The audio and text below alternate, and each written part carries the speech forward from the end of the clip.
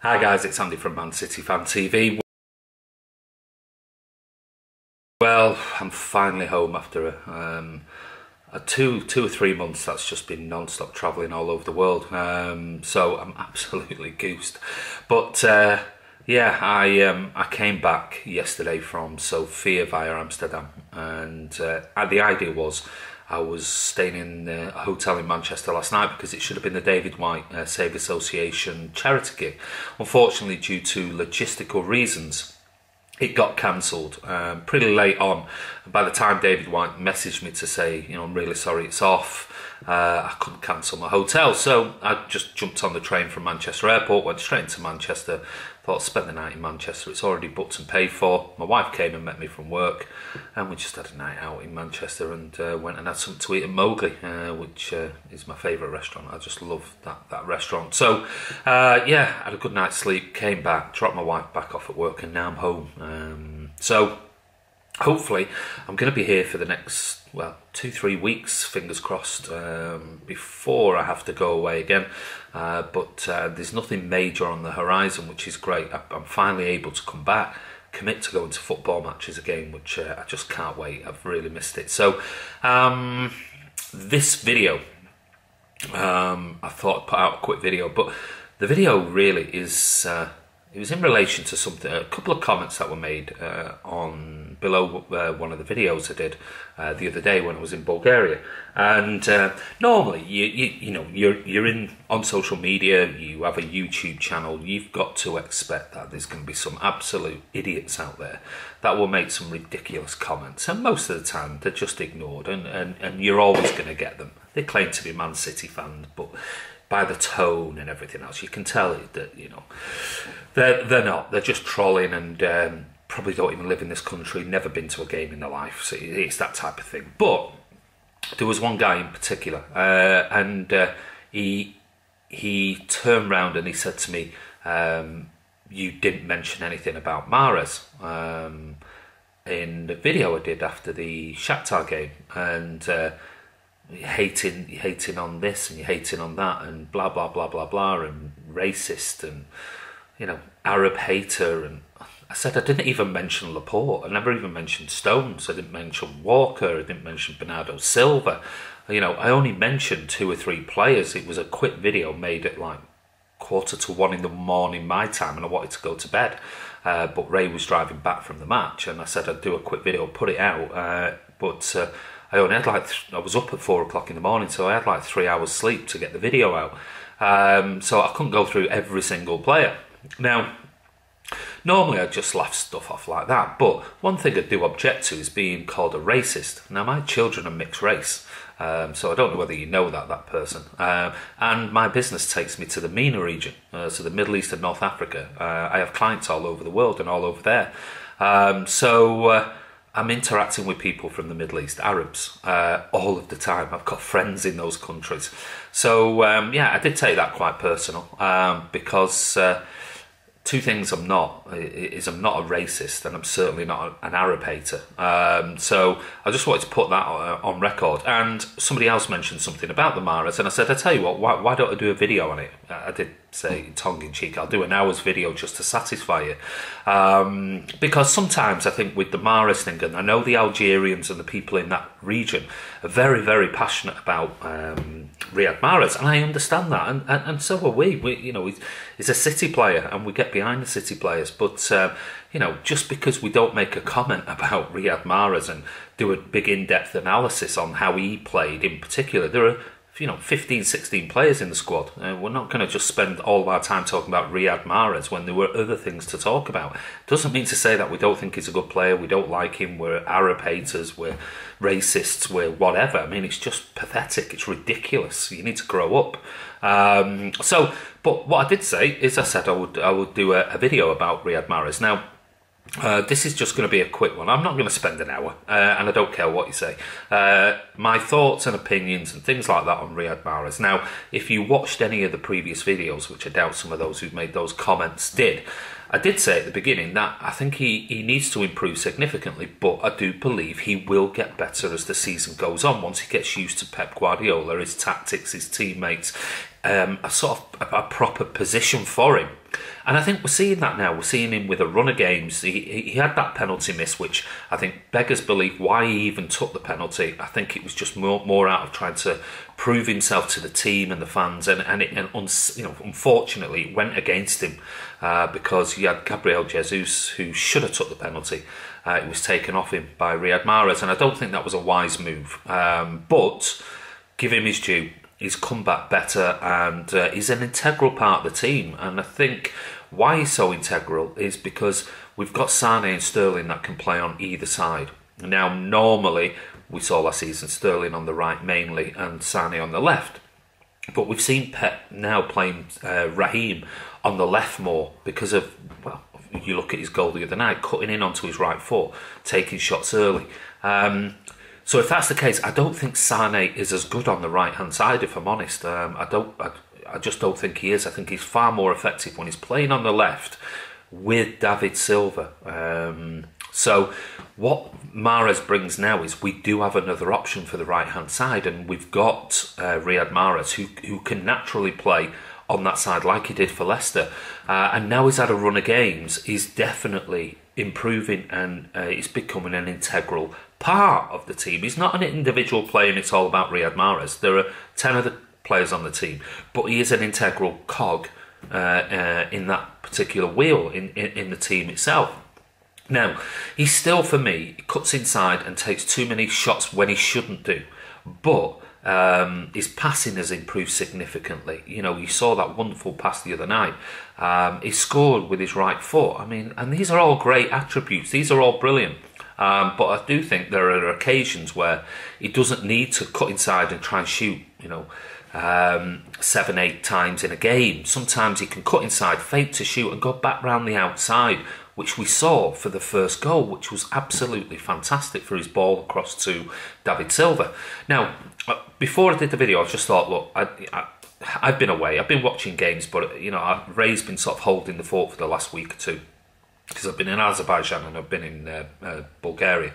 But I just thought, rather than me just giving an opinion, I thought I'd have a look at some stats. So I pulled up some stats on Riyad Mahrez. Now, we're talking about Riyad Mahrez playing on the right side in a wing position, let's say. So if we take a look at Riyad Mahrez, and if we just take Premier League stats, I'll give you the stats overall, but if we take Premier League, well, he's played 10, he's scored 4 goals within that. He's got in the Premier League, he's got no assists. Yeah, that's a key point. He's got no assists in the Premier League, according to the Premier League website. So he's got his 8 wins in those 10 appearances, 4 goals, no assists. He's made 338 passes, averaging obviously 33.8 per match.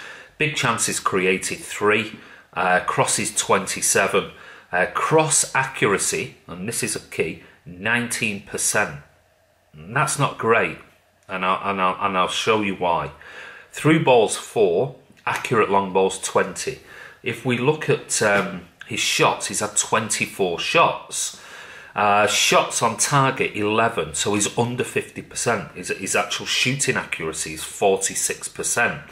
So he's hit the woodwork and he's had 1 big missed chance. This is just Premier League stats, by the way. So, and I'm not doing this to have a go at Mahrez. I'm just solely giving you stats rather than be subjective and just talk about just my own personal opinion, because I do like Mahrez. So what I did was I looked at thinking, okay, right wing, Raheem Sterling, for example. Raheem Sterling in the Premier League has had 9 appearances, 6 goals, and 5 assists. I mean, that's incredible. He's 4 years younger than Riyad Mahrez. Bear that in mind. Goals per match 0.67. Passes 383, so significantly more than Mahrez. With his minutes on the pitch, let's have a look. If we go down to passes per match, 42.56, so more passes in a game. Big chances created 4, crosses 25. If we look at shots 24, on target 14, so shooting accuracy is 58%. So a lot higher than Riyad Mahrez. Is hit woodwork twice, big chances missed two. So if we just take two players in isolation for that right wing role, who would be best at it? Of course, we've got Mahrez and we've got Sterling, but Sterling's stats are significantly better than Riyad Mahrez's. That's not to say, that's Mahrez's poor. I'm just trying to compare and contrast and show you that there are areas of Riyad Mahrez's game that needs to improve, and I'm sure it absolutely will be, because we're only sort of a third into the season, and Mahrez will definitely get more games without a shadow of a doubt. And I do think he's brought something for that right hand side role, which Sane doesn't bring, and I think that's his passing accuracy. And I know I've just read out a load of stats, but he does make intelligent passes, and he is a very good passer. But I just think, from a shooting perspective, he needs to make decisions whereby he doesn't always have to cut inside and try and bend one in the top corner. He could lay one off, or he could play a 1-2 like sort of Silva does with Leroy Sane on the left, or play 1-2 with Aguero and go in behind the back of the defender. So I think he will learn that, and I think that will significantly improve his stats as well. The one other positive with Mahrez playing here, and this is going to be a bone of contention, because at the moment we've got Kevin De Bruyne out injured. He's not played. I don't think he's played a Premier League game all season. Started one, which then allows Bernardo Silva into the squad. Now, if you were looking at form over this season, Bernardo Silva has been far better than Riyad Mahrez. I'm sorry if you disagree, but he has been. Anybody who goes to the game, if you look at the two, I'd be very surprised if anyone thinks Riyad Mahrez has been better at City this season than Bernardo Silva. So the good thing is with De Bruyne out, is that there's a space there for Bernardo Silva, which means there's a space on the right-hand side. Now, if De Bruyne is back, it's a toss-up. Do you take Bernardo Silva and put him out on the right wing, or do you drop Bernardo Silva and you play Mahrez on the right wing, or do you swap Sterling back onto the right, Sane on the left, and Mahrez is on the bench alongside Bernardo Silva? So I think at the moment he's going to get his chance, because the fact that De Bruyne is out right now means Bernardo Silva is going to take De Bruyne's place, which frees up a right wing role for Sterling and Mahrez to fight for, because I think those two are the best players for that particular role on the right wing. Sterling wins every time, which means now Sterling is being moved to the left this season, which creates a space there. So now it's become almost like a Mahrez versus Sane. How do we fit them in? Well, I do think if it's for the right wing, I think Mahrez is a better option than Leroy Sane. But will Pep switch Leroy back to the left wing? Will he put Sterling on the right? And Mahrez won't get in the team because Bernardo Silva can play in that deeper role, taking De Bruyne's place. So it'll be very interesting to see what happens when De Bruyne is fit, because if I was looking at the team at the moment, I don't think you can drop Bernardo Silva. So I can only assume that he'll probably push Bernardo Silva wide on the right hand side, which is a shame, because I do think Mahrez is probably better on the right wing than Bernardo Silva, but it's very difficult to drop somebody who's in exceptional form, which is Bernardo Silva. So it's one of those, but it's wonderful to be able to have those options rather than thinking, we're going to have to play him out on the wing and and adapt the game around him and bring this person in, which is not ideal. But what we've got now is it put pressure on Sane to up his game, because he has been indifferent. We've got Sterling in absolutely wonderful form. We've got Bernardo Silva in amazing form all season. We've got David Silva is David Silva, goes without saying. And we've got Mahrez now getting a run of games and playing really, really well. But still areas that I'm sure Pep is going, we need more in this area. We need less of this and we need more of this. And if he can iron out those things, improve those particular areas, my God, with Sterling on one side and Mahrez on the other, talk about goal threats and shots, and it's we're blessed. We're absolutely blessed to have Mahrez in the team because, like I said earlier in the videos, a month or two ago, I said he will bring so many more options for this Man City team as the season progresses, and we're absolutely seeing that now. So, yeah, I'm not a Mahrez hater. I like Mahrez. I just think there are areas of his game that needs to improve, and it will improve. There's no doubt about it under Pep Guardiola. But it's going to be very, very interesting when Kevin De Bruyne is fit to see what happens next. Now, we're in 4 competitions currently still, and so there's going to have to be rotation. I mean, if you look at it now and you're Leroy Sané and you're thinking, look at the season I had last season. Now I'm struggling to get a game. And when De Bruyne is back, that's taken another place that I'm going to be up against it. I'm going to have to up my game. Now, if that means Leroy Sané has to up his game compared to how he played last season, what sort of player could he become? So we're blessed. We're absolutely blessed with options. I mean, there's an argument for tomorrow is do you keep Gabriel Jesus and drop Sergio Aguero? Not for me. Aguero plays every day of the week, but we're moaning as fans, sort of saying Gabby needs a run of games, and when he gets a few goals, I said it in the video I did earlier on in the week. I said it's going to be one of those. I think it was the United pre. So when he gets 1 or 2, he'll go on a run where he'll get 5, 6, 7. Now, Gabby Jesus with his work rate could be the perfect foil for tomorrow, and Pep might decide he scored a hat-trick, albeit 2 penalties. Maybe I'll play Gabby and leave Aguero on the bench. I mean, don't put anything past Pep. Us as City fans love Aguero and think Aguero should be starting, and I do. But Pep doesn't always look at it that way. So, will he play Sterling on the right and put Gabby on the left, or will he drop Mahrez and put Gabby on the right and put Sterling on the left with Aguero up front? Who knows? I mean, you can never sort of preempt what Pep Guardiola's going to do. So, anyway, I just thought I'd do a quick update. I'm just going to look at stats for Mahrez just to back up another. So I'm not looking at Premier League only. This is from Transfer Market with the breakdown of stats. In the Premier League, he's played a total of 501 minutes. He gets a goal every 125 minutes. So it's not bad.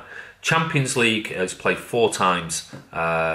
And he's got 1 goal in there, and he's got 3 assists, which is really, really good. So 1 goal and 3 assists in 4 games. You can't ask for much more than that. A goal every 209 minutes. And in the League Cup, he's played twice. He's got 1 goal, and that was sort of 97 minutes for every goal in total. So you can see his actual stats look better in the likes of the Champions League and the Cup games than statistically on the Premier League. So, money, the money ball type of thing.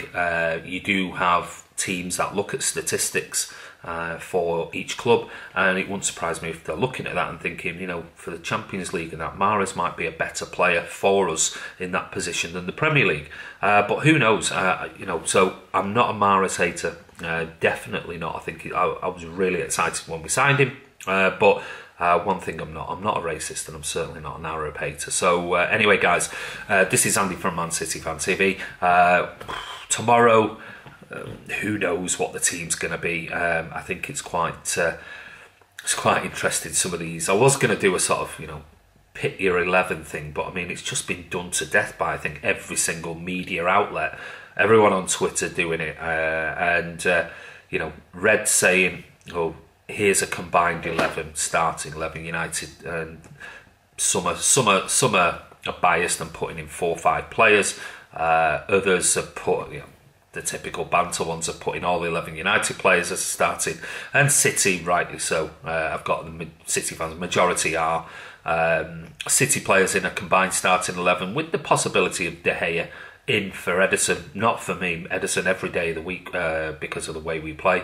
And I'll be really, really blunt with you. I went through it, and I'm being sort of totally objective and unbiased.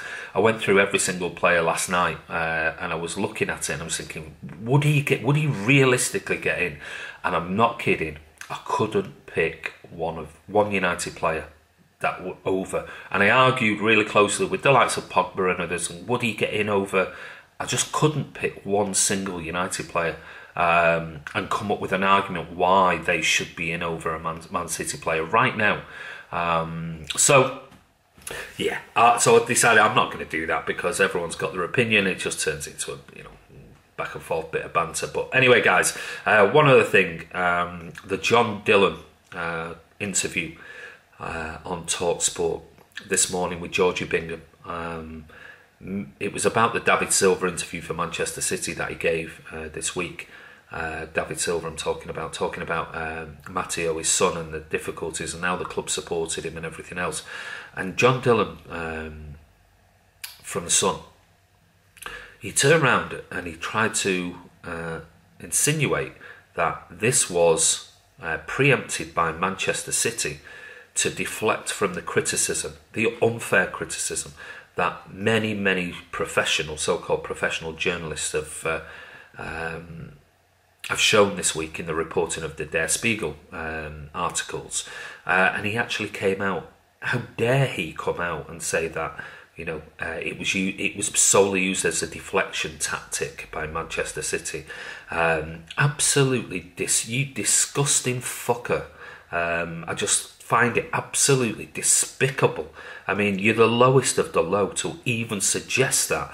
And I sent a tweet earlier to Georgie Bingham and said, how could you possibly, as being a presenter on TalkSport, who is quite outspoken on occasions, sit there and not challenge him on those comments? And a reply back to a previous tweet, she said, I found it very crass and didn't want to give it more oxygen. Well, at the end of the day, my reply back to her, I turned around and said, when people are saying that Raheem Sterling should have owned up and said something because it would have been the right thing to do, well, then that's something you should have done, Georgie Bingham. You should have done it because it was the right thing to do, not because you didn't want to give it more oxygen or because you thought it was crash. It was wrong. It was plainly wrong for that absolute bellend to make those disgusting comments and insinuations about David Silva and Manchester City.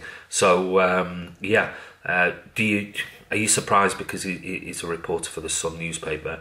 John Dillon, you're an absolute disgrace to your industry, and I'm going to pursue you at every opportunity.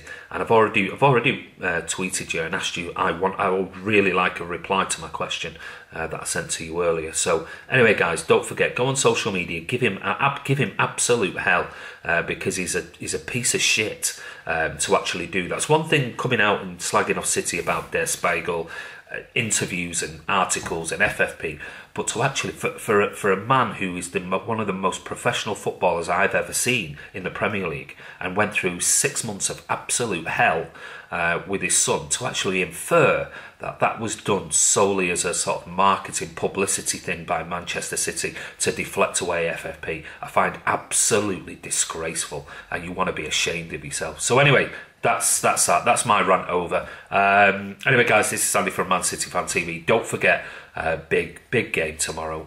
Me and Ray are going to be outside the stadium. We're generally around the City store and around that area, Somerby's and near the cafe and that. So if you see us, come over, please. Come over. Just have a quick, just a quick 2-minute chat with us for the channel, where we'll be trying to push out as many as we can before the game.